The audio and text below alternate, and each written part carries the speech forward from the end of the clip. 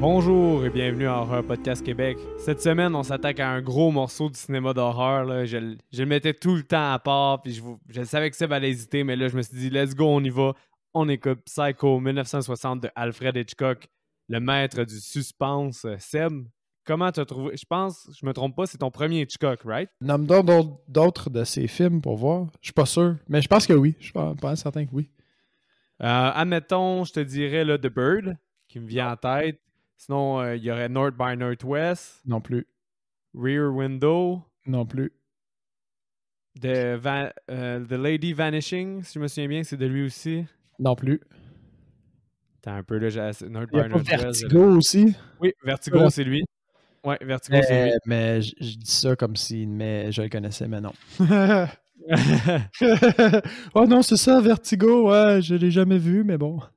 Ouais, moi, j'ai pas mal vu justement toutes ces œuvres-là, mais j'ai pas été dans son plus vieux que 1950. Là. J'ai été vraiment avec ses œuvres. Mais Psycho. 1950, ça fait quand même 70 ans, genre, en ce moment. Ouais, mathématiques. Tout a fait tes maths fortes, hein? Ouais, au secondaire, j'ai eu des bonnes notes en maths fortes. Mais ouais, c'est ça. Puis quand même, là, Psycho qu'on vient d'écouter, ça fait 60 ans. Là. Puis honnêtement, moi, je pense que c'est mon préféré. Il y aurait peut-être Rear Window que j'aime quasiment autant. T'avais pas aimé, il me semble que tu m'as déjà parlé de North by Northwest. C'est à cause que North by Northwest, il y a vraiment une des scènes les plus iconiques puis les plus parodiées là, dans le gars qui marche dans un chemin de gravier avec des champs alentour puis l'avion, elle vient comme frôler sa tête. Là. Il se courait après par l'avion. Ouais, c'est une scène que tu as sûrement vu parodier 1000 fois, comme la scène de la douche dans Psycho. Oui. Mais la scène de l'avion, tu l'as vu parodier 1000 fois puis tu savais pas que c'était North by Northwest. Je me souviens, il y a un film de Leslie Nielsen que c'est un peu une parodie du film Le Fugitif. Okay. Puis il y a une scène où est-ce que c'est ça qui fait, puis t'as l'impression que c'est une grosse avion, puis finalement c'est un enfant avec un avion téléguidé quand ça arrive proche de sa tête. Là. C'est des jokes comme ça. Okay, ça a été parodié aussi. C'est sûr que les Simpsons, d'après moi, ils ont parodié tous les films de Hitchcock. Fait que ça a été parodié dans bien des choses. Là. Mais ouais, c'est super bon North by Northwest aussi, mais je pense que j'ai plus de béguin pour Psycho et Rear Window. Mais ouais, question fait que, comme ça, après ça, The Great Escape, c'est-tu lui ou c'est quelqu'un d'autre? The Great Escape, c'est quelqu'un d'autre. Puis c'est pas un film d'horreur non plus, par contre. Ok, c'est ça. C'est pas un film d'horreur, c'est un autre vieux film, là. C'est ça, c'était Steve McQueen. Great Escape, c'est 1963, si je me souviens bien. C'est un bon film, mais c'est ça, il était mémorable à son époque. Maintenant, il est un peu... Le pacing est un peu moyen, mais c'est quand même un bon film. Là. Parfait. Je veux savoir, justement, Psycho, tes impressions. Mais là, avant ça, je veux juste, parce que je vais te poser des questions vraiment vite qui vont spoiler le film. Là, fait au cas que quelqu'un ne le sache pas, on spoil les films de A à Z, là, puis ça risque d'arriver très vite dans l'épisode. Là. Fait que Seb, ouais, tu peux dire ton appréciation. Là. Maintenant, je te laisse aller. Spoiler alert. En contexte, je peux reconnaître pourquoi ce film-là est reconnu pour être super bon. Tu sais que moi, déjà, les films plus vieux, j'ai un petit peu plus de la misère à la base. Fait que mon appréciation globale, c'est je peux reconnaître pourquoi ce film-là est iconique, puis pourquoi il l'a été dans le temps, mais je peux pas dire que j'ai été méga diverti par mon visionnement. Mais je contextualise, puis je peux reconnaître des qualités, comme, tu sais, la musique, peu importe l'époque, est vraiment, en termes de suspense, a fait la job là, à livre. Comme, tu sais, j'écoutais le film, puis Geneviève est passée à côté, puis elle fait comme, hey, la musique, c'est rushant dans ton film, puis tu sais, c'est vrai, là. Par contre, on a un pacing un petit peu plus vieux, une mise en scène un petit peu plus vieillot, qui fait que, ben, ça m'attire moins à base, mais je peux reconnaître, là, que c'est quand même. Mais le score, c'est à cause qu'il est prenant, il est là tout le long du film. Là. C'est pas une soundtrack qu'on appelle, là, c'est plus une partition, un score. Là. Il est vraiment là quasiment à chaque scène. Là. Mais moi, je te dirais que j'ai vraiment aimé ma réécoute de ce film-là. Puis comme je me souviens pas si tu te souviens, le podcast qu'on avait fait avec Ciné Navet, oui. Ben, il avait dit que c'est un des films que si tu étudies en cinéma, c'est automatique que tu vas avoir Psycho analysé. Puis il avait failli te vendre la fin. Puis là, d'ailleurs, est-ce que toi, la fin, tu n'avais déjà entendu parler? Je me souviens pas si tu avais fait spoiler la fin. Non, pas tout. Je m'étais jamais fait spoiler la fin. Puis je l'ai pas tant vu venir que ça, là. Probablement, Geneviève, justement, est passée à côté à un moment donné, puis elle fait comme c'est lui aussi la grand-mère, puis tu peux t'en douter un peu, mais de là à être vraiment, tu sais, certain dans le genre j'ai deviné la fin, c'est lui qui fait les deux. Pas tout à fait. Tu sais, les jeux de caméra te laissent quand même croire à autre chose. Fait que je suis resté quand même surpris sur la fin. Ce que j'ai vraiment aimé, bizarrement, c'est l'explication à la fin. Tu sais, le psychologue qui fait comme au cas où vous auriez pas compris, voici ce qui vient de se passer devant vos yeux. Ouais, c'est un peu un new face, mais c'était quand même. Maintenant, on dirait que avec toutes les études qui ont été faites, avec tous les documentaires qu'on a sur les criminels, puis les justifications, puis ces choses-là, maintenant, on dirait que c'est plus commun, mais à cette époque-là, en 1960, là, ça n'existait pas encore. C'est quoi un serial killer comme terme? Il y a bien des choses au niveau criminologique qui n'existaient pas. Fait que la fin était quand même un peu révolutionnaire là, à son niveau. Là. C'était comme encore du domaine de la fiction, là, ce genre de trouble mental-là, ça se peut-tu? Ou pas nécessairement juste de la fiction, mais je veux dire, c'est moins documenté, bien. mais ça n'avait pas encore fait ses preuves autant. Là. C'est ça, tu sais, ok, ouais. Puis c'est ça, puis c'est classique comme ils ont fait venir un spécialiste parce que les policiers, n'ayant pas la formation que les policiers ont aujourd'hui en termes de psychologie, etc., ils étaient clairement pas équipés pour dealer avec ce genre d'affaires-là. Là. Quand tu vois le shérif qui est comme religieux à côté puis qui il règle des affaires le dimanche dans sa maison, là, on va à une autre époque. Là. Clairement, il avait besoin d'un psychologue pour venir leur expliquer qu'est-ce qui s'est passé avec ce gars-là. Là. Non, la fin était vraiment bonne, là, entre autres, là, parmi toutes. Mais moi, j'aimais bien aussi le cadrage. Là, souvent, tu as des cadrages qui sont vraiment larges.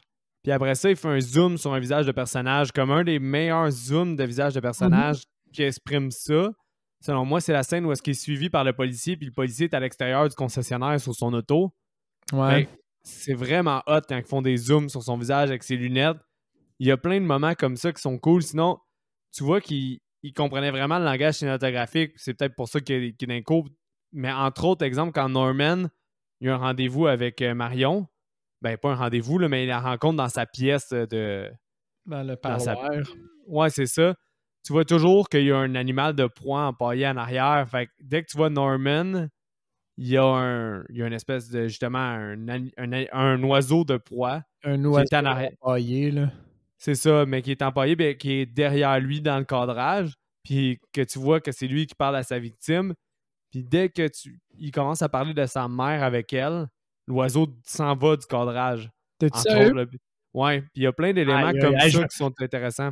Là, tu fais chier parce que je vais être obligé d'aller valider ce que tu me dis. Je vais être obligé de remettre le film dans le DVD, mec, c'est ça que tu me fais faire. Je vais être obligé de remettre le film dans le DVD puis d'aller checker cette scène-là avec un autre œil parce que j'ai honnêtement pas remarqué.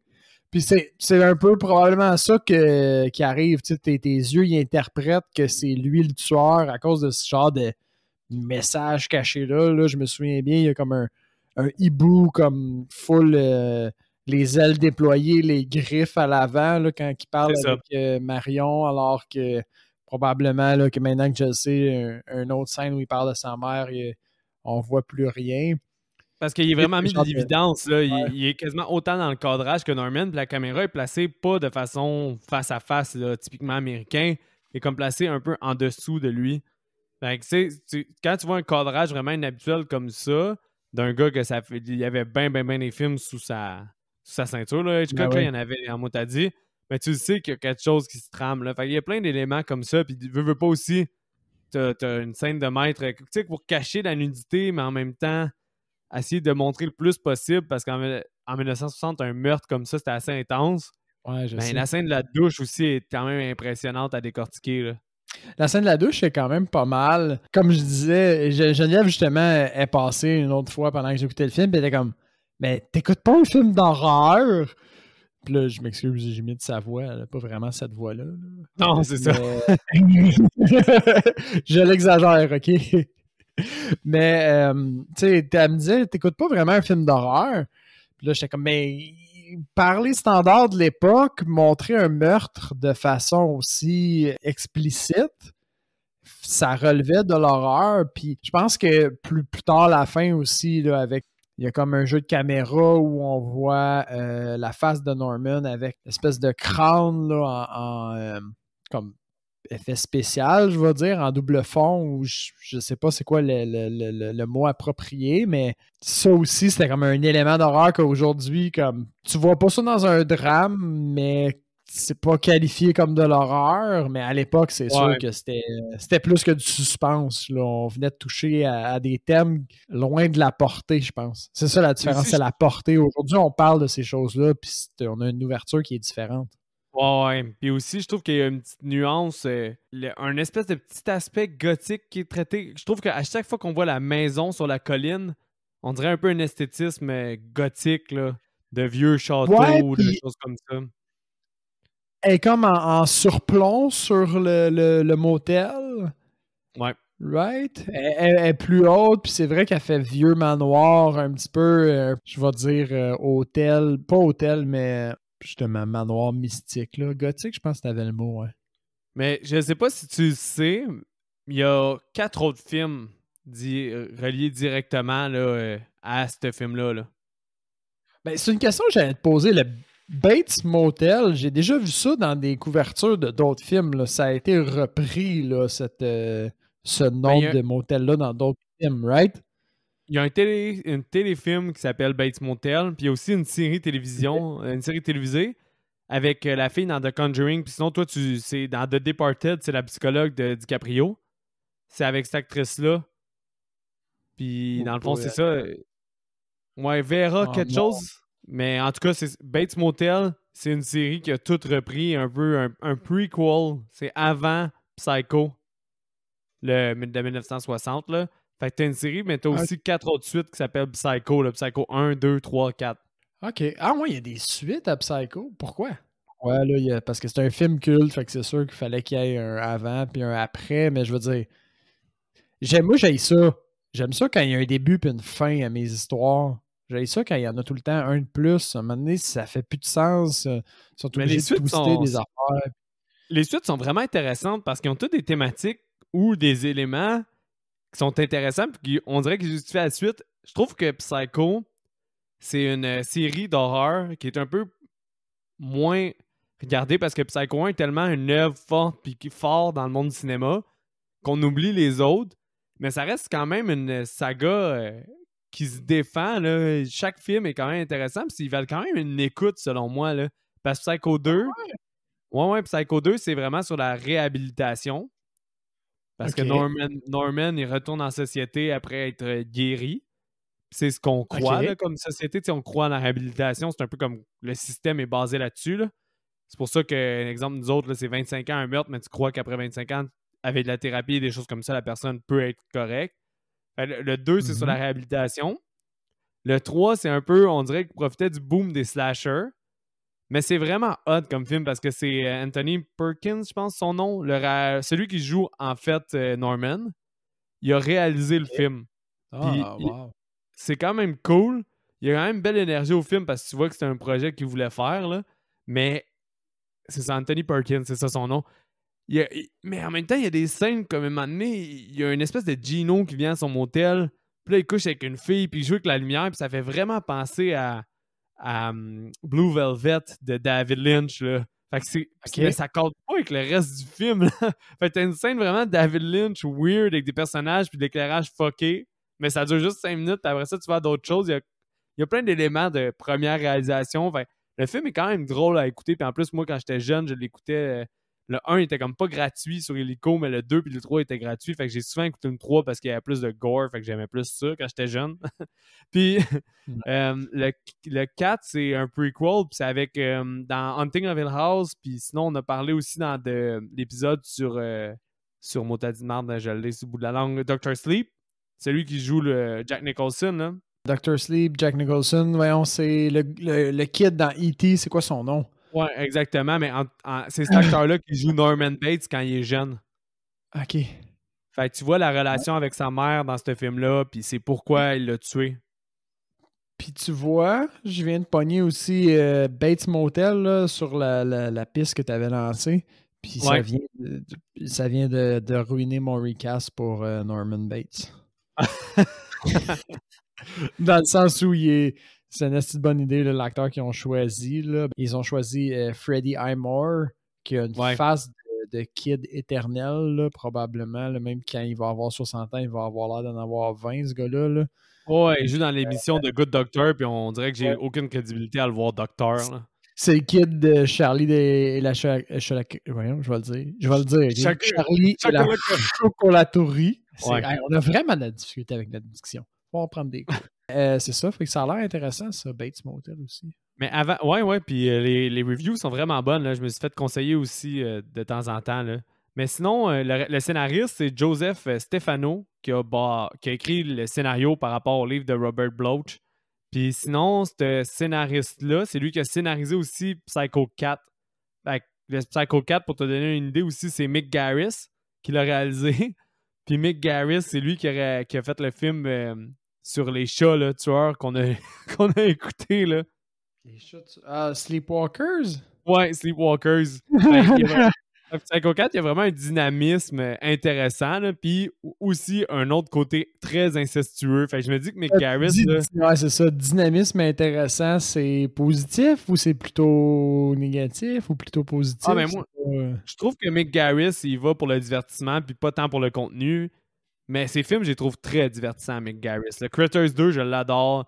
J'ai vraiment aimé Sleepwalkers. Je trouve que c'est fucking drôle. Puis sinon, Psycho 4, ça tenait quand même là, comme film. Là, c'était quand même. J'ai voulu l'écouter de A à Z. Je me suis pas emmerdé non plus. C'est vraiment très. Le thème de l'inceste est encore peut-être un peu moins in your face que dans Sleepwalkers. Mais non, il est quand même très central au film. C'est quand même très, très, très central au film. Fait que ça me faisait rire que Mick Garris ait encore fait ça. Mais c'était cool que Joseph Stefano il retourne écrire un film parce qu'il devait être proche de son matériel de Psycho. Mais Seb, avec tout ça, là, je viens de te faire un estique de plein d'informations, mais le budget, tu penses qu'il était combien en 1960? Ah, là, je suis complètement mêlé. Hein. J'ai aucun repère pour 1960.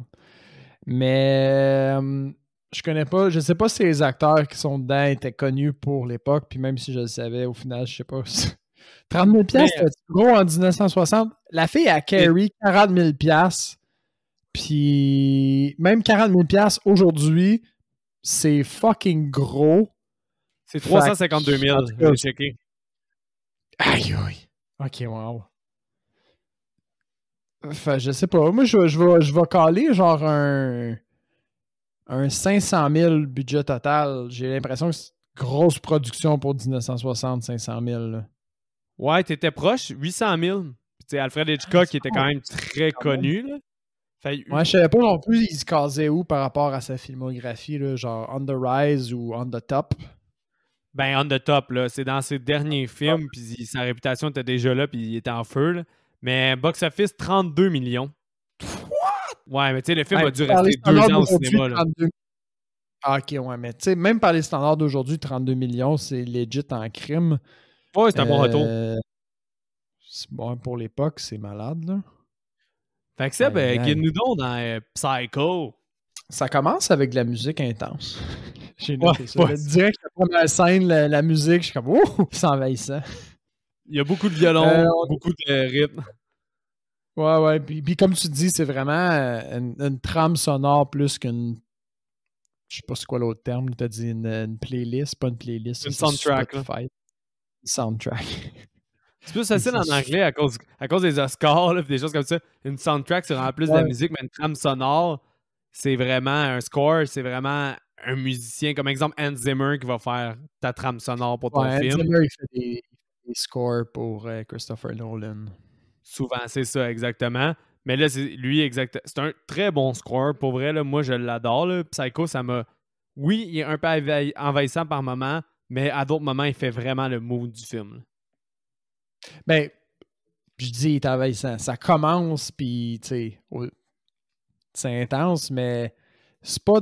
C'est désagréable, mais ça sert un propos, là, dans le sens où c'est pas juste désagréable pour être désagréable, là, comme on a déjà vu, mais c'est des scènes qui sont juste confus pour être confus. Mais là, je trouvais que ça servait son propos, ça commence intense. Avec, au fond, moi, j'avais marqué que c'était un couple qui commettait l'adultère parce qu'ils ont l'air à se cacher dans un hôtel, mais au final, ils sont legit, là. Elle n'est pas mariée, puis lui non plus, puis lui il est divorcé. Mais j'ai l'impression que à l'époque, c'était un tabou, fait qu'ils font ça dans un motel en pause, au fond, mais selon les standards d'aujourd'hui, il y avait juste du fun. Puis là, le gars, ils ont une relation qui est quand même intense.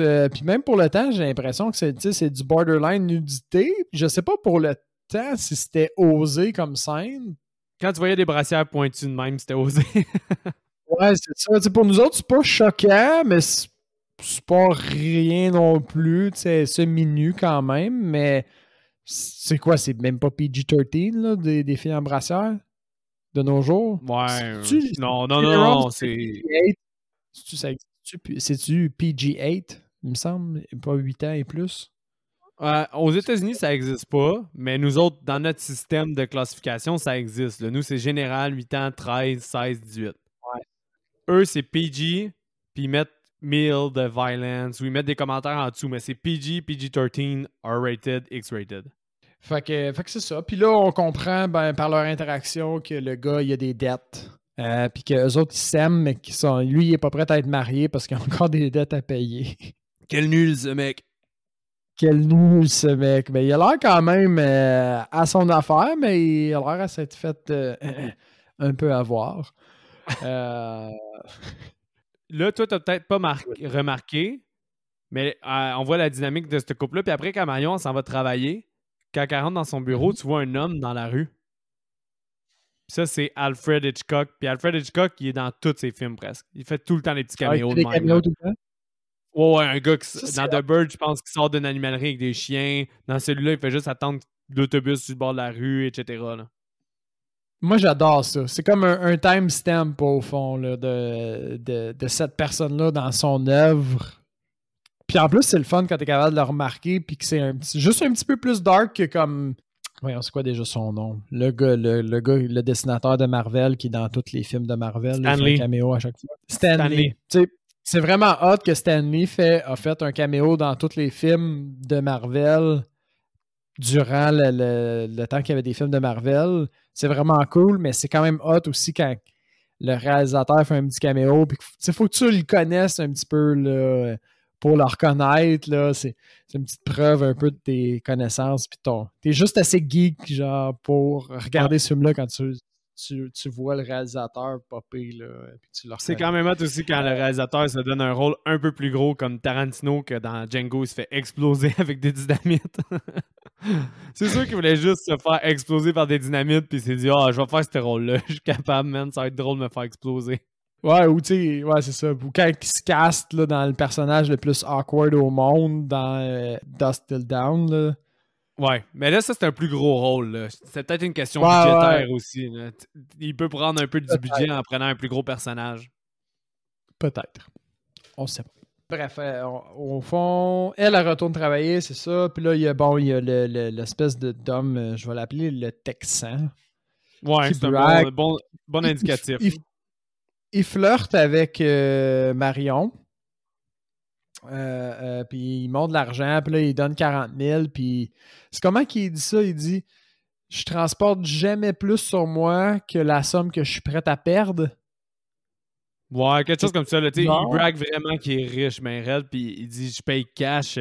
C'était une maison à ma fille avec ces 40 000-là, puis je m'en fous. » Drette ça, tu sais. Puis, fait que là, elle allume, mon chum, il a des dettes. La raison pour laquelle il est pas avec moi, c'est parce qu'il y a des dettes. Puis là, lui, il me confie 40 000 $ comme ça, puis il me dit qu'il est prêt à le perdre. 1 + 1 = 2. 40 000 en perspective d'aujourd'hui, c'est ça, j'ai fait le calcul, c'est 352 000. Fait que c'est vraiment une hypothèque, là. Moi, si tu me donnes 352 000 cash, là, je suis nerveux, là. Pas possible. Ah, c'est clair. Je capote. J'aimerais ça un jour le tenir dans mes mains, genre, l'espèce de méga, genre, valise de cash. Mais c'est ça. Je sais plus c'est dans quel film. Je pense que c'est dans Dodgeball. Il s'est payé comme 50 000 pour perdre la game, quelque chose comme ça. Puis il apporte une valise, puis finalement, c'est juste une liasse au milieu de la valise. Puis il dit, ouais, ça, 50 000, c'est juste ça en réalité. C'est pas une valise complète. Fait que le gars est crissement déçu quasiment. Je pense que c'est dans Dodgeball, mais je parle peut-être à travers mon chapeau. Je me souviens pas de cette scène-là, mais c'est quand même notable, là, peu importe le film. Hein, c'est bon. Fait que c'est ça, moi je pensais pas qu'elle allait voler l'argent en réalité. Puis je me suis fait un petit peu throw off parce que la pochette du DVD que tu m'as prêté, le titre est en français. Puis le titre de Psycho en français, c'est pas psychopathe, c'est psychose. Ah, ouais, Fait que ok, je comprends. moi je me suis dit, le film, c'est toute elle qui hallucine tout le long. Puis là, j'ai été super supporté dans mon idée parce que après ça, elle s'en va chez elle, elle a le cash, elle fait sa valise. Là, du coup, je suis un peu OK, ouais, elle est en train de voler le cash. Puis là, après ça, elle part en voiture puis elle voit son boss. Puis là, je me suis dit, ah, c'est tout dans sa tête, elle est en train de faire une psychose, puis c'est pour ça que c'est intense. Puis finalement, elle était vraiment en train de voler le cash. Ouais. Fait que j'étais full du bord du personnage. J'étais comme, non, t'es correct. Tu t'en vas juste à la banque, là.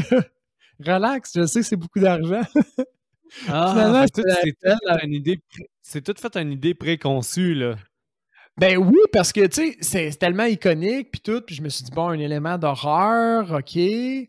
Le scène, là, je connaissais la scène quand même un peu du meurtre. Je savais que Toi, ça allait arriver. Puis là, je me suis bien pensais que t'avais un imaginé que Mulholland- c'était dans sa tête à elle. Tu pensais que t'avais un Mulholland Drive prequel, là. Genre. Mais Mais finalement, c'est pas ça. là, je tiens à faire une affirmation que je me suis pas backé pour le dire. Je ne sais pas si c'est ça, mais que je suis sûr à 99% que c'est ça, OK? Parce que là, quand Marion, elle se pousse avec le cash, elle est à un arrêt de lumière, puis elle voit son boss dans la rue. Ouais. C'est exactement, quasiment shot pour shot, la scène dans Pulp Fiction, quand Bruce Willis se pousse avec le cash de l'argent qu'il avait pris pour perdre le combat. Puis Ouais. qu'à au stop, il croise Marcellus Wallace. Puis là, Marcellus Wallace est dans la rue, puis il arrête, puis il le regarde, comme le boss de Marion fait. Mais dans Pulp Fiction, au lieu de ça, il rentre dedans Marcellus Wallace, puis après ça, il pas un accident. Mais c'est shot par shot la même fucking scène. Puis je sais pas si Tarantino a dit que c'est... Il a fait exprès de créer Psycho, tout ça, mais je sais, connaissant Tarantino, que c'est un esti de movie buff, là, ce gars-là, il connaît tous les films. C'est sûr que c'était une référence ou un hommage à Psycho. Puis d'après moi, il le dit à quelque part. Mais moi, quand j'ai vu la scène, j'ai tellement vu de fois Pulp Fiction que j'ai fait tabarnak! C'est la scène de Pulp Fiction! C'est pareil! Tu vois, c'est juste assez familier pour que sans préparation, je sois quand même capable de te dire t'as peut-être raison. Comme c'est Dude. proche comme ça, je suis certain là. Va falloir que après le podcast, là, pour vrai, ça vaut la peine. Mais Pulp Fiction, Marcellus Wallace, Bruce Willis, je me souviens plus de son personnage, je pense que c'est Buck, en tout cas je sais plus. Mais le personnage de Bruce Willis, quand il croise Marcellus Wallace dans la rue, tu vas faire What the fuck, man? C'est vraiment un hommage à Psycho. J'en doute même pas. Là, ça commence à faire pas mal de devoirs. Là. Faut que je regarde la scène du parloir. Faut que je regarde Pulp Fiction. Ah, c'est pas vrai, je vais le faire. Sûrement, Ça, c'est hot, là. C'est vraiment hot. Le Tarantino, c'était quand même cool qu'il fasse ça. Ouais, il est dans sa game Tarantino. J'ai regardé aussi, bon, puisqu'on est sur Tarantino, là, anyway. J'ai re-regardé l'autre jour pour passer le temps Inglourious Bastard. Je suis rendu peut-être au tiers. Je vais dire le tiers.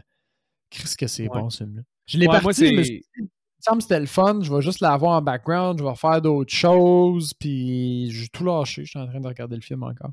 Je pense que c'est mon film préféré de Tarantino. Je pense aussi.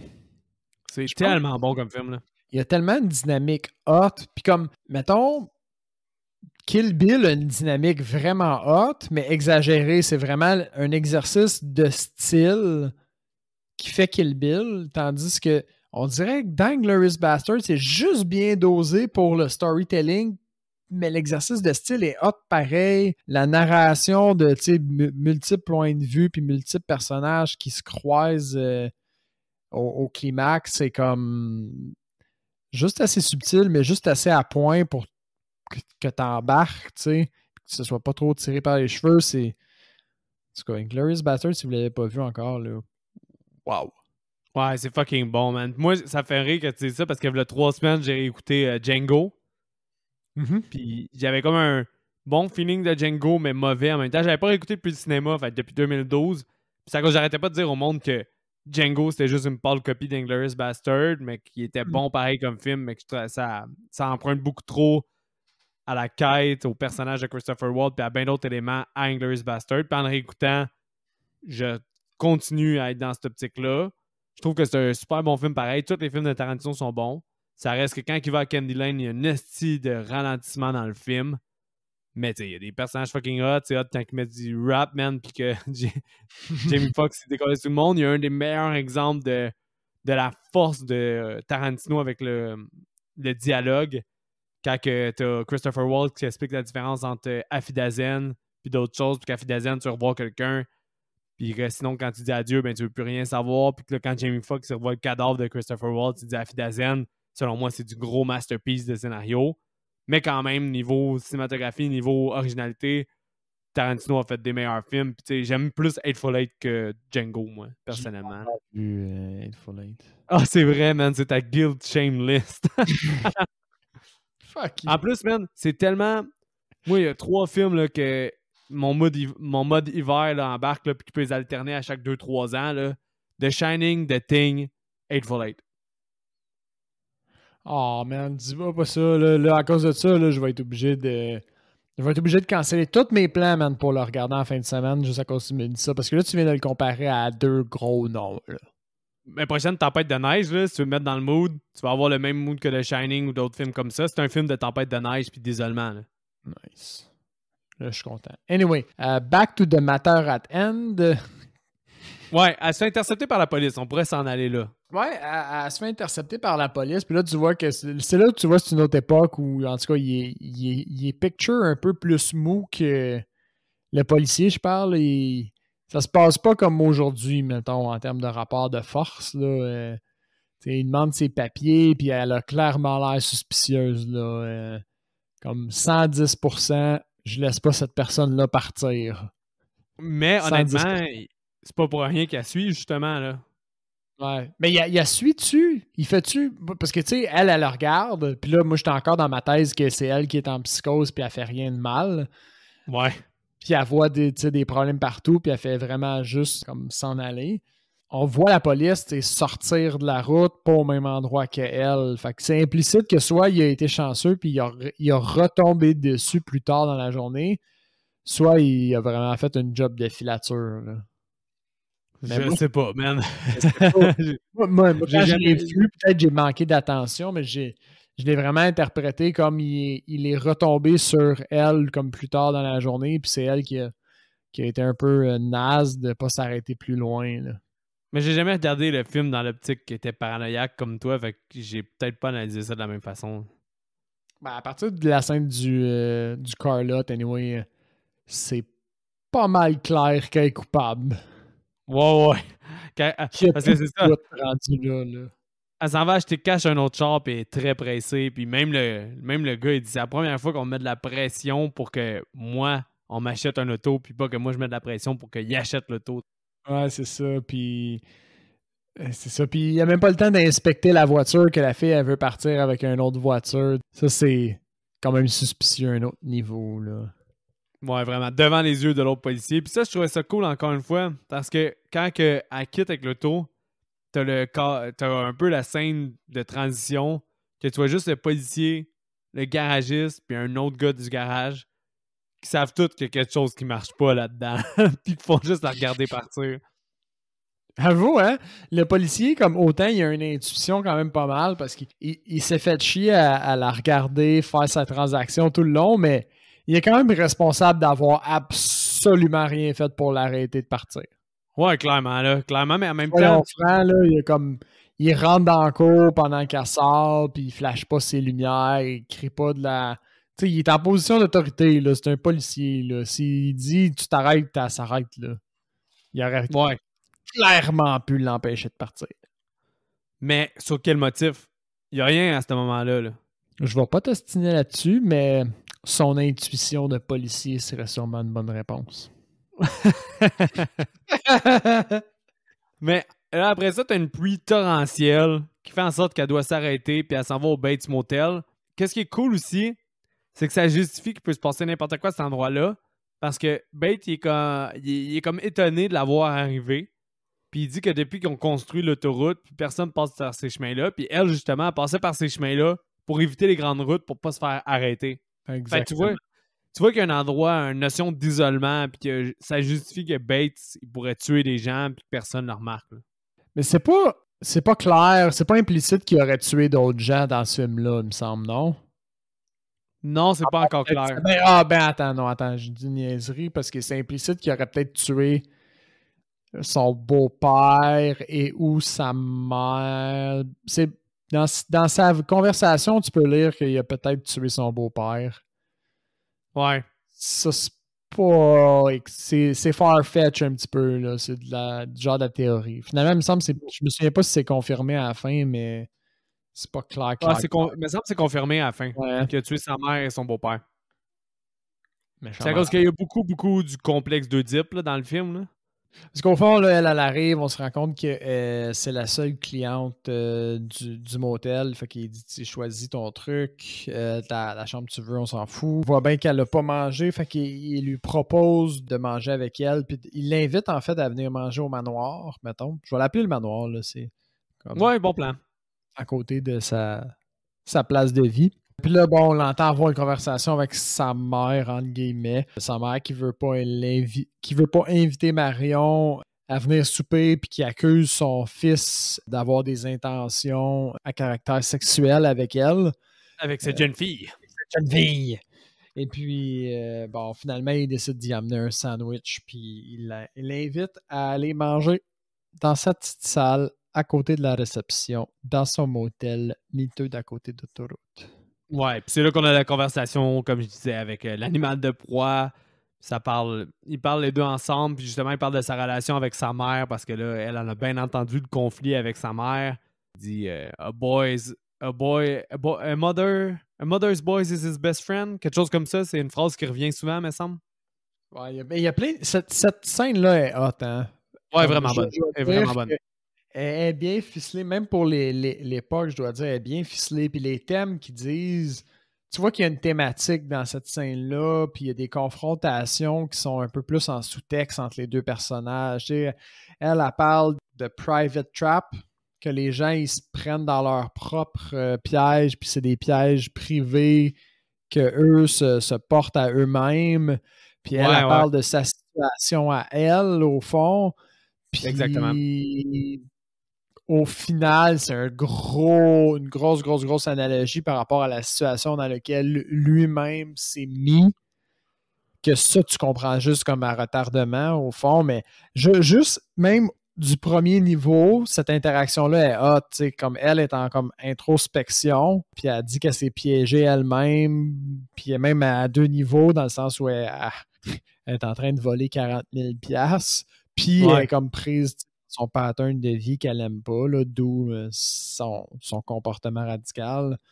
Fait c'est vraiment une scène hot que je pense que... Moi, j'ai juste écouté une fois, là, ce film-là. C'est rare que je fais ça, mais j'ai juste eu le temps une fois. Puis je pense qu'elle vaut une deuxième écoute en connaissance de cause pour les plans de caméra, comme tu disais, que j'ai complètement manqué. Puis toutes ces autres petites craques-là que le réalisateur a probablement laissé là pour justement le double sens, puis pour la personne, tu sais, qui a une vue d'ensemble sur le film. Là. Est clairement très importante pour la thèse du film, puis pour le personnage de Norman, pour connaître ses motivations, pour connaître qui il est. C'est vraiment une scène très pivot du film. Là. C'est une super bonne scène, là. On l'a souligné, là. C'est super bon. Là. Jusqu'à temps qu'il donne les clés pour la chambre 1 qui est voisine. Là, il y a un œil il y a un trou de Peeping Tom pour, dans le fond, épier l'intimité de ces gens qui louent la salle 1.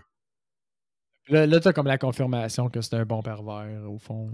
Par tous les standards imaginables. Qu'est-ce qui est vraiment cool, exemple, dans Psycho 4, et c'est pour ça que je te dis que c'est des suites qui se tiennent, mais la salle 1, c'est là que sa mère, elle va coucher avec son nouveau chum, qui est le beau-père que Norman aurait tué. Fait que lui, il voit ça à travers ce trou-là. Fait qu'après ça, quand il loue ça, ça rajoute au complexe d'Oedipe ou justement l'espèce de relation incestueuse qu'il avait avec sa mère. Là. OK. C'est un beau petit clin d'œil. Il y a des choses quand même attaché, puis il est fucké là, par rapport à cette pièce-là bien précise. Il l'a pas envoyé dans 4 il a choisi la 1 pour une bonne raison. Là. Ben, Qui n'est pas sa proximité avec le bureau. Dans le 4, ça vient renforcer ce choix-là. Mais avant ça, la logique est juste que c'est un endroit qui lui permet d'observer puis d'avoir une femme sans que sa mère le juge nécessairement. Nice. Anyway. Marion, elle va dans la douche. Puis là, elle se fait tuer par sa mère. Mais là, toi, vu qu'elle partait à la douche, tu savais qu'il allait avoir le meurtre. Oui, je mais savais. Sinon, j'ai étonné, par exemple, qu'on soit juste rendu au milieu du film. J'ai checké, là.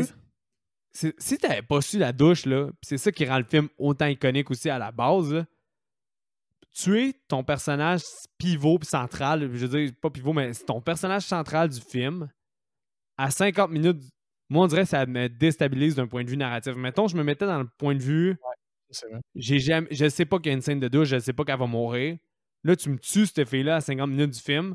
On dirait que peu importe ce qui se passe après, j'ai aucune idée d'où est-ce que je m'en vais. Puis même toi, oui, tu savais qu'elle allait mourir, mais après, outre ça, tu te dis, ben là, le film, il s'en va où? J'ai plus mon héroïne, là. T'es complètement détaché, là, par rapport... T'as plus d'attache par rapport à la narration rendue là, parce que c'est ça, t'es clueless, parce que ça peut partir dans tous les sens. T'as plus la quête, t'as plus de quête rendue là. Mais le génie de Hitchcock, qui rentre à partir de ce moment-là parce que t'as plus de quête avec cette héroïne-là. Mais là, ça fait en sorte que ton seul point de repère, c'est Norman Bates. Puis en 1960, il te fait vouch pour le tueur. Parce que là, après, quand il se débarrasse du corps de la fille... Ben... Attends, il se débarrasse du corps de la fille dans un rideau de douche, dans un étang boueux. Ouais, exactement. Ça, quand il se débarrasse du corps quand il se débarrasse de la fille, il la met dans l'auto, dans le rideau de douche, comme tu as dit, puis elle pousse dans l'étang boueux. Mais tu as même un moment où est-ce que le véhicule arrête de descendre. Puis là, la caméra va vers Norman, puis il est comme « Oh, tabarnak! » Puis même toi, en tant que spectateur, tu te dis « Oh, fuck, il est dans la merde! » Puis tu vouches un peu pour lui, même si tu le veux pas. Fait que 1960... J'avoue que j'ai fait comme « Oh shit, man! Quel mauvais plan! » Ouais, t'es dans la marre, là, gros. Puis solution alternative, au fond, dans ma tête, là. Mais c'est ça, puis pourtant, c'est le tueur du film. T'es pas censé vouloir l'aider, mais vu que t'as plus de repères envers l'autre, automatiquement, ta nouvelle quête devient le tueur. C'est quand même très cool qu'il ait fait ça, là. Ouais. Ah, j'avoue. D'un point de vue narratif, c'était... Je sais pas à quel point il y avait gros de films qui ont fait ça, mais moi, je trouve ça fucking nice. Le seul problème, c'est que le passé nous a spoilé la scène de la douche. Mais mettons que c'était en première écoute, j'aurais fait « Oh, OK! » Je pense qu'un des films qui a fait ça pour nous à une moins grande échelle, c'est Scream. La première fois que tu l'écoutes, Drew Barrymore est sur le poster. C'est une star, stick, man. Elle a fait plein d'autres films avant. Tu te dis, bon, elle est sur le poster, c'est ma vedette du film. Ça commence avec elle. Elle va buter le méchant, puis elle va s'enfuir, puis après ça, on va continuer le film là-dessus. Mais non, man, elle se fait fucking kill à 10 minutes du film. Puis là, t'es comme, oh, OK. C'est vraiment dans une moins grande échelle parce que t'as passé juste 10 minutes avec Drew Barrymore. Mais dans celui-là, man, ça fait 50 minutes que t'es avec. Fait que c'est quand même du génie. Là. C'est vraiment... J'ai pas d'exemple qui me vient en tête, mais il y a quand même d'autres films aussi qui ont réussi puis qui ont lamentablement échoué à cette tentative-là. Comme certains films là, où le héros se sacrifie comme un 20 minutes trop tôt là, dans la narration, puis ça fait juste te péter la fin. Là. J'ai vraiment pas de titre qui me vient en tête, mais c'est un jeu dangereux quand même aussi. Comme autant ça peut être du brio côté narratif, autant ça peut vraiment fuck l'intégrité de ton film. Non, comme, clairement. Là. Ça, c'est un move calculé. Non, j'ai de la misère à voir un film qui me fait penser à ça, là, mais je comprends ce que tu veux dire. Quand il ramasse le corps de la fille, puis qu'il l'enroule, etc., puis qu'il fait toutes ces choses-là, je me disais, tabarnak, qu'en 2021, avec l'ADN, les cheveux qu'on peut retrouver ou n'importe quoi, il serait pogné, là. Mais juste la scène de la police, quand la police, elle l'arrête, puis tu sais, elle fait juste lui donner ses papiers. Je me souviens, à ce moment-là, Geneviève était là aussi. Elle était comme là dans tous les moments clés, quand je pense. Elle aurait dû regarder le film avec moi. Anyway. Ouais, c'est ça, t'es là souvent, elle a juste dit « Ah ouais, c'est donc bien un check rapide, tu sais. » Elle s'attendait à ce qu'il y ait dans sa tête, mettons, un check quand la police ramasse tes papiers. Il retourne à l'auto, il regarde dans le système, voir si t'as pas d'autres infractions. À cette heure, t'as oublié 10 cents sur ton dernier paiement, puis ils le savent, puis ils te le chargent live sur le coup. Mais tu sais, à l'époque, il ramasse tes papiers d'immatriculation, il check si t'as un permis. Puis juste le fait que tu l'as dans tes poches, c'est pas mal le max qu'il peut faire là, en plein milieu du champ. Ouais, mais en même temps, le système, il n'y a pas un système comme on a maintenant, là. Non, c'est ça, mais je veux dire, en perspective, tu as raison là, que comme sa scène de crime, c'est. Par les standards d'aujourd'hui, c'est un meurtrier qui se fait attraper à l'intérieur de la 2e heure de l'enquête, genre.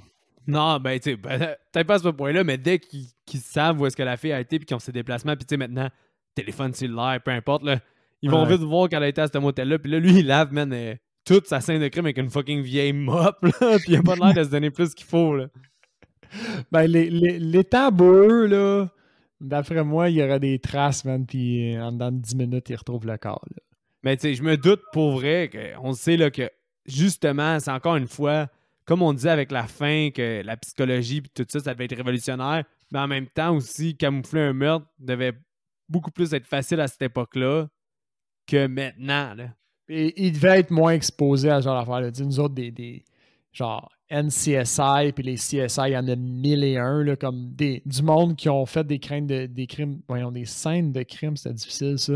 Ont essayé de les camoufler, là. Tous les écrivains de la planète se sont mis 10 minutes là-dessus, là, puis je veux dire, sur l'écran, on en a vu des tonnes. Dans la réalité, c'est une autre histoire, là, puis tant mieux. Mais sur l'écran, on a vu des tonnes de versions là, de gens qui essaient de camoufler leur crime. Mais en 1960, c'est ça? C'est une autre histoire. Là. Quelqu'un qui camoufle son crime et qui commet ce genre de crime-là, c'est choquant à un autre niveau. Là.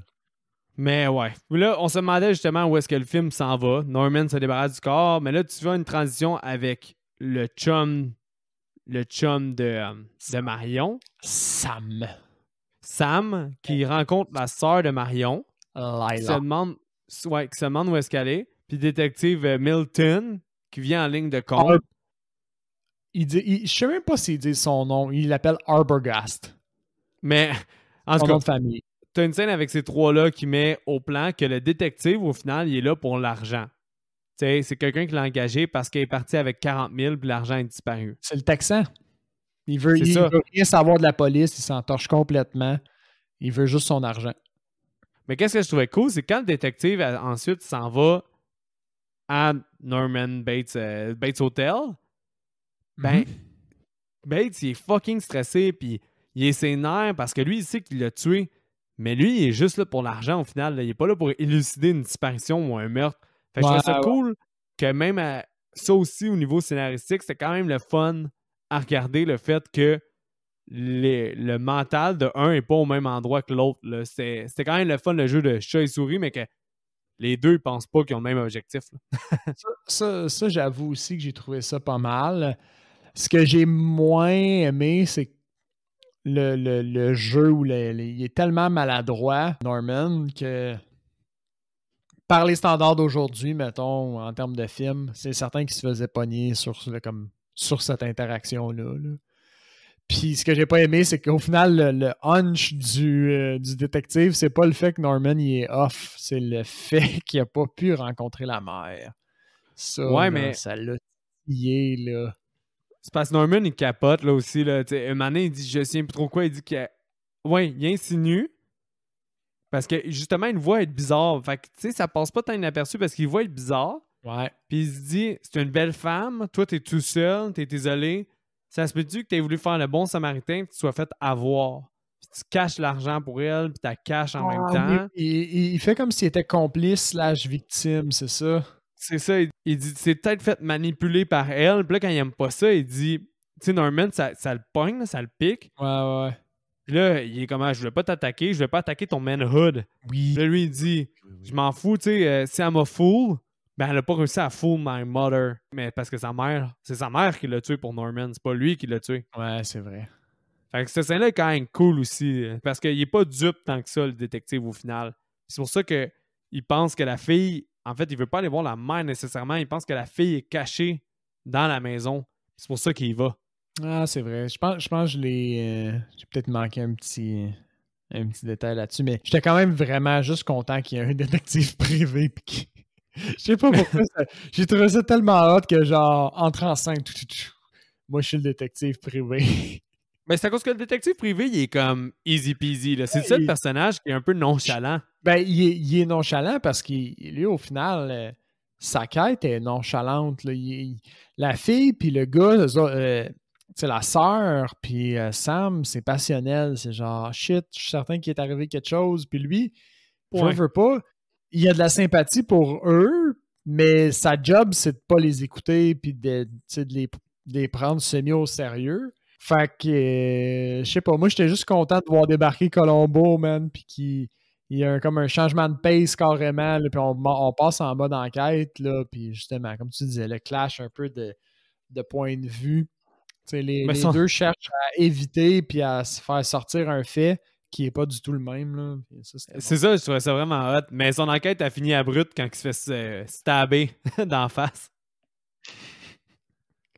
J'étais étonné, par exemple, de la scène de cette scène-là, dans le sens où c'est Swift. Tu sais, c'est rapide. Le plan de caméra au-dessus du palier d'escalier, Ouais. j'ai trouvé ça bon pour l'époque parce que tous les autres plans sont à peu près à hauteur Du visage, là. d'épaule ou à peu près. Là, des fois, tu en as justement en contre-plongée, comme tu disais, là, la caméra plus basse que le personnage. Ouais. Mais c'est quand même standard, tandis que là, si je me souviens bien, tu as un plan de caméra juste au-dessus. Fait que tu as les déplacements, tu as le stab d'en face, puis tu as la caméra qui suit un peu là, dans l'escalier. Comme Ouais, si, je sais comme si le pour- personnage est sur un rouleau, là, puis il descend. Je me souviens plus pourquoi il s'en va porter. Parce que je me souviens que t'as aussi la sœur de Marion puis Sam qui s'en vont sur les traces de Marion. Puis que là, quand ils Mhm. s'en vont voir le shérif, comme tu disais, qui est à Metz, etc., eux, ils disent que c'est impossible que la mère soit impliquée. Cette partie-là est plus floue dans ma tête parce que je me souviens qu'on sait que la mère de Norman est enterrée au cimetière.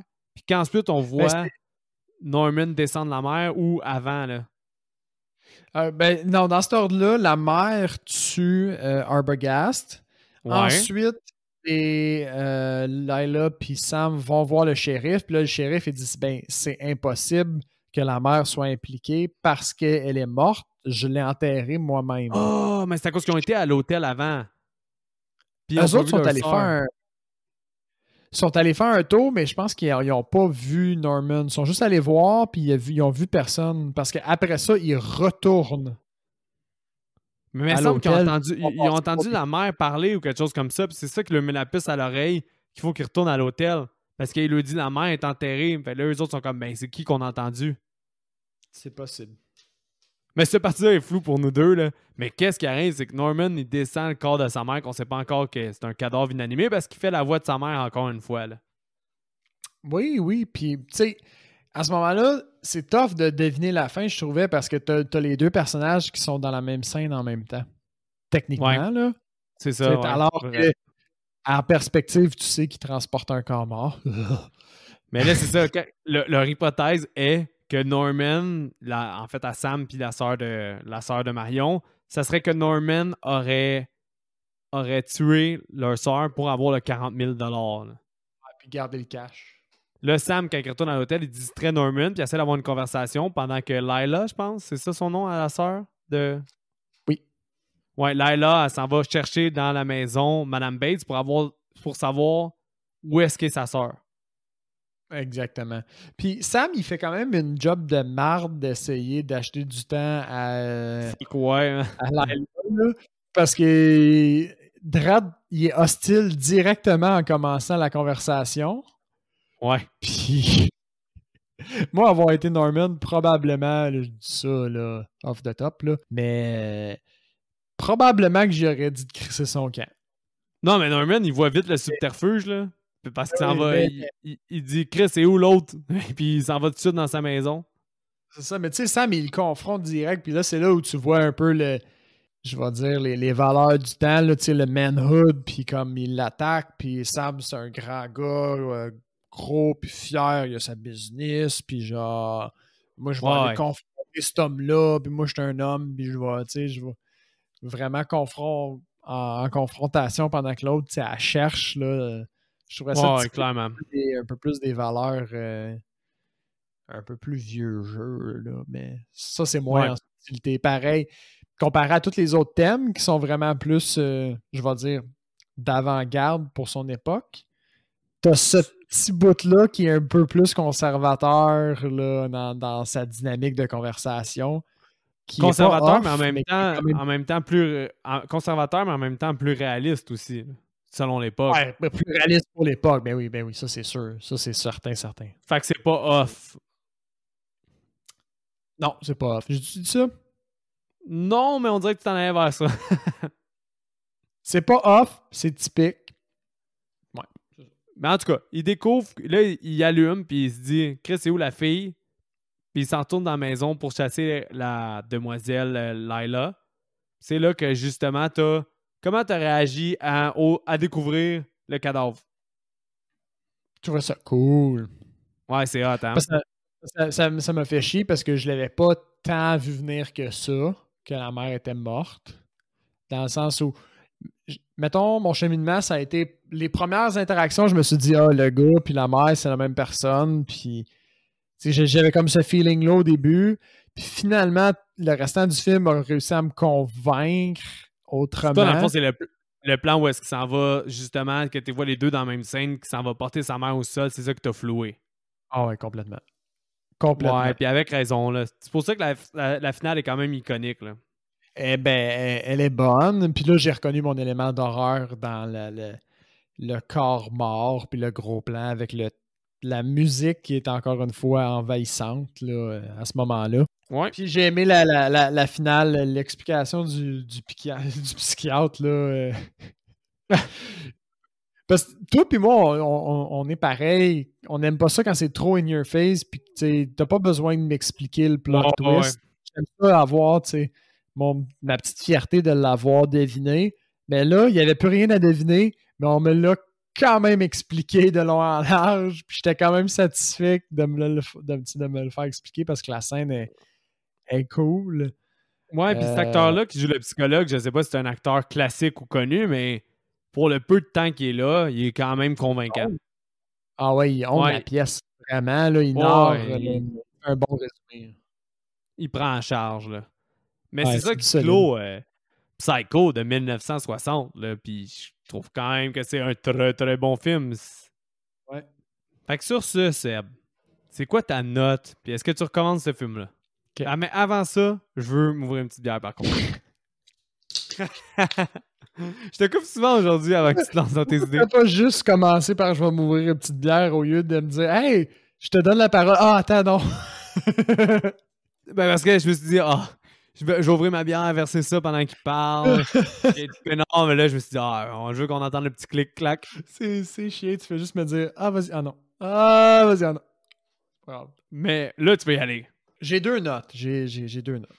Regarde. Moi aussi, j'ai 2 notes. J'ai quand même aimé le film, OK, dans le sens où j'ai donné un 6.5. Ça, c'est mon appréciation. 6.5 sur 10, mon appréciation. Dans le sens où c'est quand même un vieux film, c'est déjà moins ma tasse de thé en termes de narration, mais plus qu'on en parle, plus je vois un peu la qualité derrière ce film-là qui est là, mais on est tellement habitué à plus par le standard d'aujourd'hui sur plein de niveaux.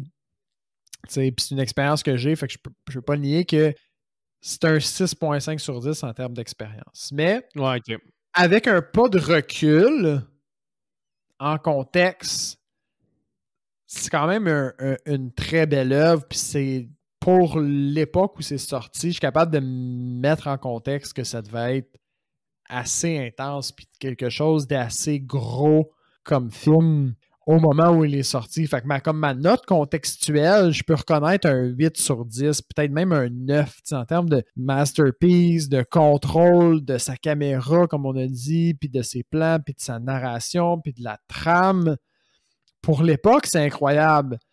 Pour notre époque, c'est du déjà vu. C'est un film qui a déjà comme 70 ans, puis c'est comme la base de notre mode de suspense d'aujourd'hui, tu sais. Fait à cause de ça, c'est ça qui justifie mes 2 notes, au fond. Moi, si tu me permets de faire du pouce, justement, parce que c'est exactement la même explication, mais rajoute genre quasiment 2 points à chacune de tes notes. Parce que moi, je trouve que ce film-là, ce qu'il représentait à l'époque, c'est un 10 sur 10. Okay. Ça devait, techniquement, avec d'autres films que j'ai vus à l'époque, d'autres choses, la narration, comment elle est faite, c'est vraiment un film très, très bon. C'est sûrement un 10 sur papier. Pour son époque, c'est exceptionnel. C'est vraiment un bon film. Puis moi, j'ai vraiment enjoy. Je te dirais qu'à ma première écoute, quand j'étais plus jeune puis j'avais découvert ce film-là, j'aimais peut-être moins que maintenant. Mais là, en l'écoutant, en décortiquant un peu le film, en voyant son impact, la trame sonore que je trouve vraiment cool, les plans, l'espèce de double intrigue, le complexe d'Oedipe qui se rajoute à ça, des choses comme ça, je trouve que le film est accessible en même temps d'être aussi un peu au-dessus de la moyenne au niveau technique et au niveau thématique. Fait que pour ça, tu sais, moi, c'est un film de 8.1 sur 10. Je trouve ça très cool, je le recommande. Je trouve que c'est un très gros classique. Tu sais, je pense que toi non plus, tu ne regrettes pas l'avoir écouté parce que maintenant, tu vas pouvoir voir toutes les références à tweet, tu sais, les Psycho, puis c'est un film très, très, très fort dans le cinéma. Fait que c'était quand même essentiel que tu l'écoutes, à mon opinion. Là. Ben, je suis d'accord avec toi, c'est là où je voulais aller, dans le sens où je regrette vraiment pas de l'avoir écouté. Je suis certain qu'il y a des références à ce film-là que j'ai vues au travers du temps que j'avais juste pas catché, autre que le dans la douche. Mais c'était tellement pas la musique de la douche, là. Yo, la musique de la douche. Ouais. La musique de la douche, c'est puis après, tadam, tadam. Puis là, tu vois le sang dans le drain. Non, c'était très loin de qu'est-ce que t'as fait, là. Hey, yeah, t'as compris quand même ce que je voulais dire, là. Arrête. Mais, tu sais, c'est ça. Je suis capable de contextualiser là, que c'est quelque chose de vraiment bon. Puis dans le contexte, de l'exercice de découverte, je suis vraiment content de l'avoir fait. Est-ce qu'hors de ce contexte-là, t'aurais réussi à me convaincre de le regarder? T'aurais sûrement travaillé un petit peu plus fort. Non, mais maintenant, même si on n'était pas dans le contexte de faire le podcast et on n'avait pas fait le podcast, je pense quand même que juste en te vendant l'aspect culte puis l'aspect référentiel de ce film-là, juste pour faire partie de la game de référentiel cinématographique, ça t'aurait peut-être attiré par curiosité. Je suis d'accord. Ça aurait fait comme, je me souviens plus d'autre autre film là, qu'on n'arrête pas de reporter, ça fait comme des dizaines d'années. Let the Right One In? Oui, exactement. Let the Right One In. Qui a fait son apparition dans nos choix de films, genre en secondaire 3. Puis pour vous donner une idée de où on est, là, on est vraiment plus en secondaire 3. Ah non, mais ça fait plus que 10 ans, parce que qu'est-ce qui arrivait, c'est qu'on avait un ami, GM, puis Seb, puis moi, on écoutait souvent des films ensemble. Puis ben moi, je faisais souvent des choix. Là. Je les offrais 4 ou 5 choix. Puis quand moi, j'ai découvert Let the Right One In, c'était un coup de cœur instantané. Fait que Let the Right One In était tellement souvent dans mes choix et n'a jamais été sélectionné. Pour expliquer, on avait tout le temps 3 choix, plus une wildcard qui arrivait en plein milieu des choix, puis on faisait des éliminations. Puis, ouais, c'est ça. Fait qu'au final, on faisait un compromis entre qu'est-ce que les autres voulaient. Puis des fois, tu mettais un veto comme un... Tu faisais ton trouble fête pour rester poli, puis tu nous mettais un droit de veto, puis on est comme « Hey, mais aucun de nous deux a envie de l'écouter, pourquoi qu'on le ferait? » Puis t'étais comme « Ah non, c'est lui qu'on écoute à soir. » Shit! Mais c'est rare que je faisais ça, puis c'est à cause que c'est quand je savais que minimum un de vous deux allait vraiment l'aimer. C'est vrai. Fait que, mais bon, pour dire que il aurait été dur à me convaincre à regarder il y a un certain temps. Mais juste pour l'aspect culture populaire, puis aussi l'impact qu'il y a dans le cinéma, puis que c'est quand même encore une intrigue qui se tient, puis qui est quand même le fun. Ce film-là, il vaut une écoute pour ceux qui l'ont pas vu. Là. Je pense aussi, pour les gens curieux, puis les gens qui aiment le cinéma, là, c'est quand même pas pour tout le monde.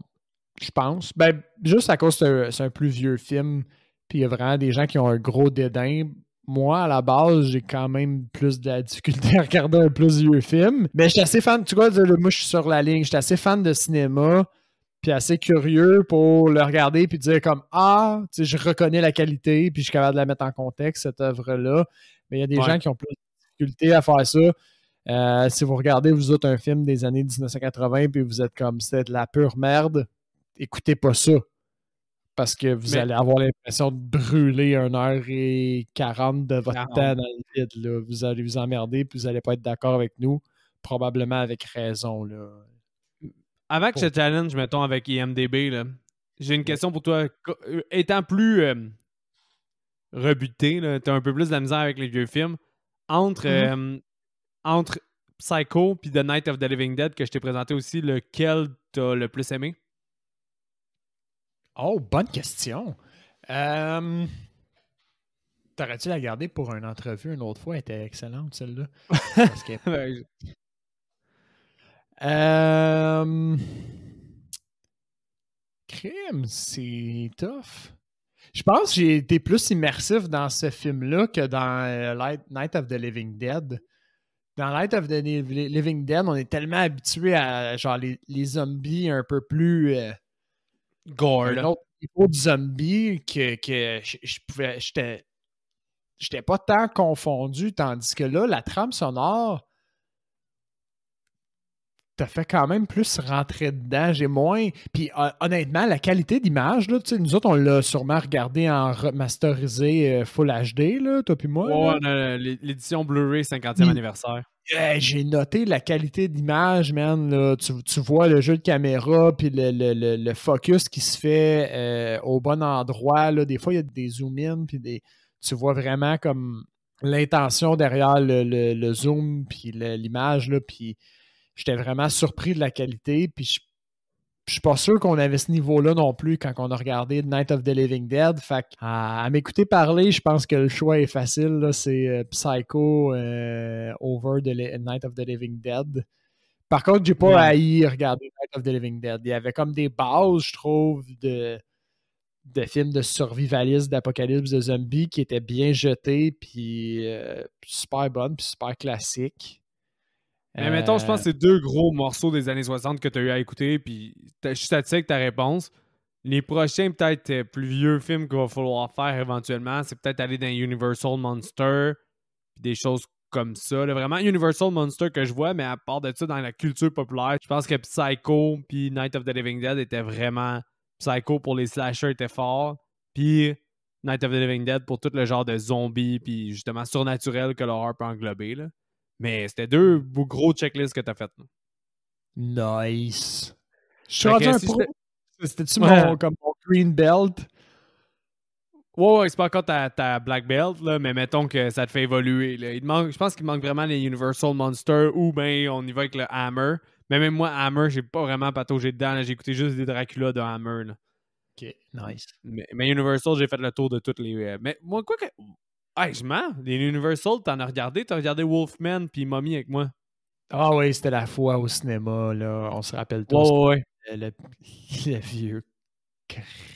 Peut-être qu'il nous écoute. J'ai déjà ragé sur vous, peut-être, monsieur au cinéma, mais j'avais raison. C'était mérité. C'était mérité. J'avais raison. IMDB, le sexe et la nudité, Seb. Ah, ça, c'est tough parce que sur notre standard, c'était comme un 2 peut-être, mais sur le standard de l'époque, c'est longé sur le standard de l'époque, c'était peut-être un 4, mais moi, je vais dire un 2. C'est un 2. Oublie pas, IMDB, ça n'existait pas en 1960, Internet non plus. Fait que, Oh, snap! fait que Ok. 252 votes quand même. Puis il parle de la shower scene, qu'il y a des sous-entendus de nudité, puis justement les brassières en pointe, là. Mais Mhm. rien d'extravagant. Ok. La scène du début, pas mentionnée du tout. Ouais, mais c'est ça que je te disais, les brassières en pointe. Ah, la pression en Mais pointe, c'est au début. violence et sang, J'ai envie de dire un 3 parce qu'en fréquence, c'est si violent que ça, là, comparé à d'autres 3 mettons, qu'on a traités, mais les fois où il y a de la violence, c'est super spécifique, puis c'est quand même un coup de couteau dans la face, puis ouais. un coup de couteau dans le dos là, qui saigne pas mal. Ouais, j'assume mon 3. Ouais, puis c'est un 3, puis justement, le coup de couteau dans la face du détective, sinon la scène de la douche, c'est tous des points qui font en sorte que c'est un 3. Le caractère profane. J'ai envie de dire un 2, Parce que je suis pas sûr. Je pense qu'il y a un personnage qui échappe à un son of a bitch, quelque chose du genre, mais pour l'époque, ça serait comme vraiment grave. En tout cas, 2. Non, c'est un 1. On a 221 votes. Ils disent qu'il y a juste un one use of oh God. Puis ils disent que ça serait peut-être pas use in vain. Tu sais, ça serait vraiment je veux la solidarité de Dieu. Justifié de C'est ça. God. Alright, good. Ben là, ok, je me suis fait avoir. D'habitude, j'en échappe, tu sais, comme 1 ou 2 sacs dans tout le film, ce qui me throw off. Là. J'ai échappé un oh God. Fuck. Ouais. Alcool, drogue et fumée. Pas de drogue. J'ai pas souvenir qu'il y a des personnages qui se partagent un verre d'alcool. Pas de fumée. Pas de fumée dans ce temps-là, c'est quand même rare. Ou la cigarette est arrivée un petit peu après, là, je sais pas. Mais il me semble que tout le monde fumait comme des cheminées. Attends. Je vais dire un 2, mais j'ai aucun point de repère. Là. Je vais au hasard. Encore une fois, 212 votes, mais c'était un 1. Mais ils disent qu'il y a un homme qui fume quand même dans une scène, mais ils ont quand même mis un 1. Mais quelle scène? Si tu dis. Je sais pas, il est pas spécifié. Non. Je pense que c'est comme le clerk ou le commis au truc de char. Ah, ça se peut. Le garagiste dans le fond, là. Moi, j'ai aucune mémoire pour elle de ça. Là. Maintenant, on va le faire à l'envers. C'est moi qui vais te challenger sur MDB juste pour voir. On va me faire fuck, man, c'est sûr. Effrayant et scène intense. À mon standard, effrayant et scène intense, c'est un 2 borderline 3, je pense. Ils ont mis un 3. Mais un 2 aurait été autant justifiable. Là. Avoue, hein? Parce qu'en intensité, on a vu des 3 vraiment, dans ce cas-là, plus proche du 4, mettons. Là, Dans les commentaires, ça a plus l'air d'être Norman Bates. La façon qu'il agit, c'est disturbing. C'est sûr qu'en perspective, là, si tu prends le temps de l'analyser un petit peu plus comme nous autres, c'est quand même fucké raide. Mais est-ce que mon feeling en sortant du film, c'est c'est très... effrayant. Très effrayant. Pas certain. T'sais. Non, c'est ça. Moi aussi, ça serait un 2. Je le présenterais pas. Mais niveau thématique, c'est à cause que IMDb, quand on le fait, c'est le Parental Guidance que ça s'appelle. Ouais. Je pense qu'au niveau thématique, on en a parlé, c'est un peu lourd. Là. Fait qu'un 3 est peut-être justifiable au niveau que c'est pas un film de beginner pour les kids.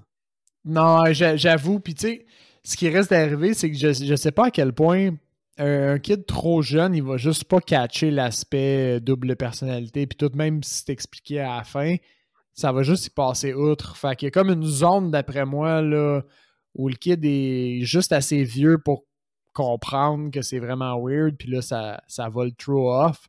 Puis juste trop jeune, il y a comme un bout où ça fait absolument rien, j'ai l'impression. Trop jeune pour catcher la thématique puis la profondeur un peu de tout ce qui se passe. Là, juste, il va voir un meurtre puis il va être comme « Ok, fine, j'ai déjà vu d'autres meurtres à la TV. » Ouais. Mais good job pour MDB, Seb. Je sais pas si toi, ça a bien été le recast, mais je tiens à te le dire avant que tu commences. C'est probablement mon meilleur recast ever. Fait que je sais pas si tu veux commencer ou... On va commencer sur cette lourde allégation de record de recast. C'est à cause que je sais pas si tu as checké, parce que je sais que tu checkes pas beaucoup avec les films, mais il y a un remake qui a été fait par Gus Van Sant, qui est le gars qui a fait Elephant. Puis ouais, il y a un remake qui a été fait, mais c'est un remake qui a été fait shot par shot. Fait le film est le même film à 100%, juste avec d'autres acteurs, puis en couleur. T'es-tu sérieux? Ouais, il a été très, très critiqué à cause de ça, là. Mais c'est 100% le même film. Sauf que t'as... C'est Psycho 1998, c'est ça? Ouais. Fait là, moi, pour mon recast, je me suis mis dans l'option Psycho 2021. Je fais mon recast maintenant, puis je fais comme Gus Van Sant a fait. Le même film, sauf avec d'autres acteurs. Enfin, c'est pour ça que je le trouve vraiment nice, mon recast. Mais tu peux y aller en premier. Je vais y aller. Alors moi, j'ai fait un recast un peu inégal. Fait que j'ai Sam Loomis. Ouais. Je me disais, ça prend un acteur quand même grand, baraqué un petit peu, qui a une gueule, je vais dire, un peu fière, tu sais. Oh, je me demande si on a le même, man. J'ai mis Javier Bardem. Oh my god, le mien t'éclate! Xavier Bardem. Ça, c'est... Next! C'est juste ça ta... OK. C'est juste ça ta réponse? OK. Non, mais parce que le mien, il est vraiment meilleur selon moi. Puis, Mais OK. peu importe. J'ai Marion, que je sais Ouais. pas pourquoi, j'ai fait une connexion avec Cameron Diaz, genre dans Le Masque. Ah, ok, ouais.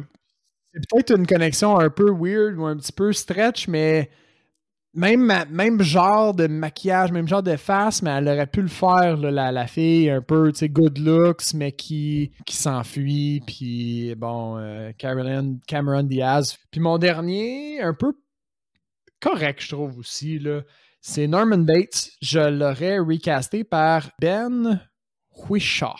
Je pense que c'est comme ça qu'on prononce son nom. C'est Q dans les... Ouais, il joue dans Le Parfum, là.